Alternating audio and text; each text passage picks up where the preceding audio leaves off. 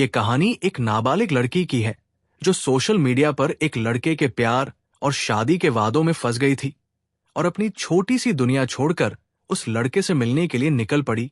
उसने सोचा कि वही उसका जीवन साथी है, लेकिन जैसे ही उसने बस में कदम रखा और यात्रा शुरू हुई, उस लड़के का नंबर हमेशा के लिए बंद हो गया और अब वो न अपने घर लौट सकती थी, न उस लड़के से संपर्क कर सकती थी और न ही किसी वापसी का रास्ता बचा था।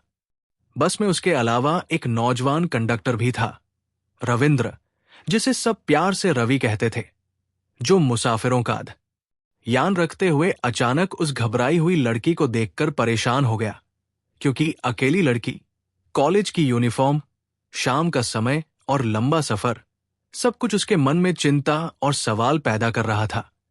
रवि ने धीरे धीरे उसके पास जाकर नरमी से कहा, बहन जी, माफ कीजिए, मैं देख रहा हूं कि आप काफी परेशान लग रही हैं। अगर कोई परेशानी है तो बताइए, मैं भाई की तरह मदद कर सकता हूं। लड़की चौंकी, उसकी आंखें नम थी, जुबान साथ नहीं दे रही थी, बस खामोशी छा गई।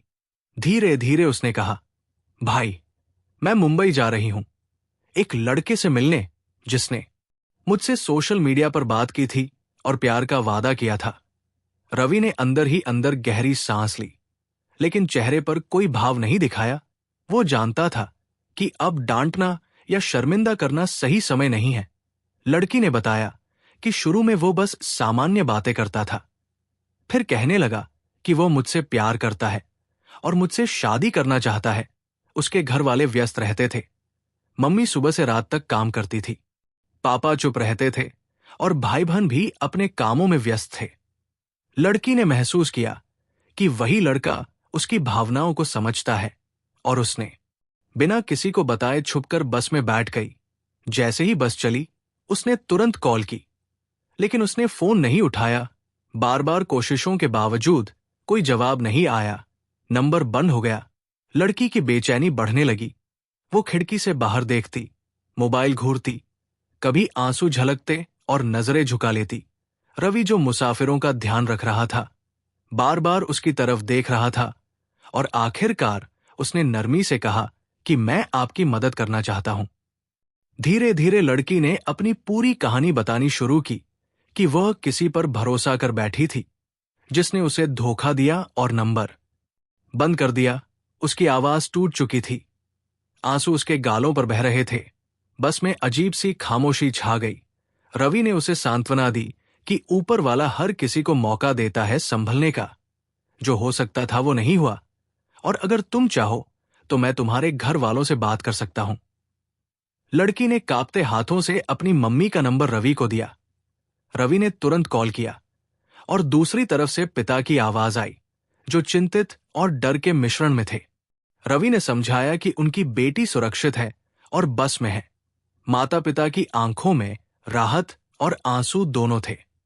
फिर बड़ी बहन के भाई ईश्वर प्रसाद, जो पुलिस में थे, भी संपर्क में आए और बताया कि वे अगले स्टॉप पर पहुंच रहे हैं। बस रुकी, गाड़ी आई, लड़की के भाई और माता पिता वहां थे। उसकी मां दौड़ी और गले लगाते हुए रोते हुए बोली, मेरी बच्ची, तू कहां चली गई थी?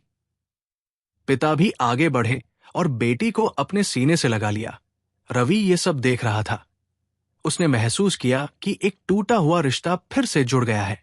ईश्वर प्रसाद ने रवि का धन्यवाद किया कि उसने ना सिर्फ उनकी बेटी की सुरक्षा की, बल्कि उनके पूरे परिवार की नींव भी बचाई। उन्होंने रवि को विजिटिंग कार्ड दिया और कहा कि अगले दिन वहां आना। अगली सुबह रवि उसी पते पर पहुंचा। सरकारी इमारत के बाहर सिक्योरिटी ने स्वागत किया। रिसेप्शन पर जाकर पता चला कि वो डायरेक्टर साहब के कमरे में जा सकता है। अंदर जाकर वरिष्ठ अधिकारी ने मुस्कुराते हुए कहा कि वे ऐसे लोगों की तलाश में रहते हैं जो सच्चे दिल से दूसरों की मदद कर सके। उन्होंने कहा कि रवि ने सिर्फ लड़की को नहीं बचाया, बल्कि एक टूटते हुए परिवार को भी संभाला। उन्होंने रवि को असिस्टेंट इंजीनियर के रूप में नौकरी की पेशकश की। रवि की आंखों में आंसू थे। कल तक वो खुद को नाकाम समझता था, लेकिन आज उसके दिल में गर्व और सुकून था। घर वालों ने भी खुशी मनाई। मोहल्ले वाले और रिश्तेदार भी उसकी सफलता पर खुश थे।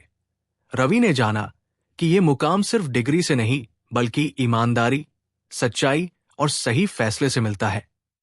लड़की भी अब अपने जीवन की नई शुरुआत कर रही थी। सोशल मीडिया की झूठी दुनिया समझ गई थी। अब वो अपने माता पिता के करीब थी। मां सिर्फ खाने के बारे में नहीं बल्कि दिल की बातें भी पूछती। पिता हंसते हुए हल्के फुल्के मजाक करते। घर में जो खामोशी थी अब टूट चुकी थी। लड़की अब दूसरों के लिए भी सबक बन गई थी। वो नई या अकेली लड़की को धीरे से समझाती, जिंदगी बहुत कीमती है, इसे किसी अनजान वादे पर मत कुर्बान करो। अगर नियत साफ हो तो भगवान खुद रास्ता बनाता है। गलती कर लो तो लौट आओ, भगवान संभाल लेता है। रवि को सिर्फ नौकरी नहीं मिली थी बल्कि इज्जत, पहचान और वो मकाम मिला जो जमीर, नियत और किरदार से मिलता है। इस कहानी ने यह सिखाया कि कभी कभी एक छोटा सा नेक कदम किसी की पूरी जिंदगी बदल सकता है। यह कहानी हर माता पिता और हर लड़की के लिए एक सबक है कि नादानियां और जल्दबाजी बड़े नुकसान का कारण बन सकती हैं। इसलिए हमेशा किसी भरोसेमंद और समझदार इंसान से सलाह लेनी चाहिए, क्योंकि कुछ रास्ते वापसी नहीं देते और कुछ लम्हे पूरी जिंदगी बदल देते हैं।